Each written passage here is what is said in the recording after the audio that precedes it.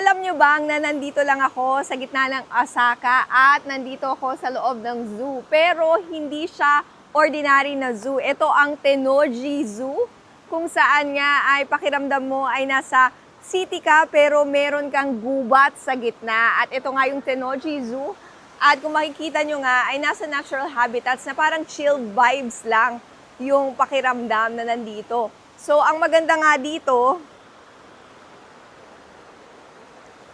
kasi yung mga hayop ay parang yung ibang mga hayop ay nasa natural habitat talaga yung animals.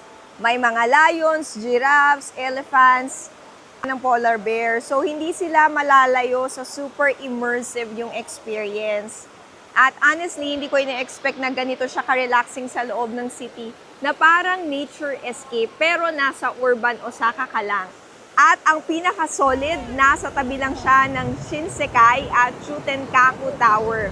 So, pwede kang zoo trip, tapos street food or shopping agad after. Kung pupunta kayo dito, ay dapat mas pumunta kayo ng mas maaga para nga mas aktibo yung mga hayop at medyo mahaba yung lakaran, magsuot din kayo ng comfortable na shoes nyo.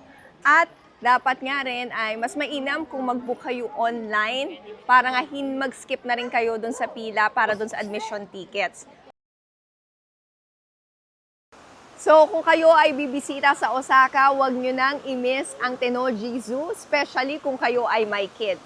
Mula dito sa Osaka, ako si Faith Del Mundo, hatid ang magandang kwento.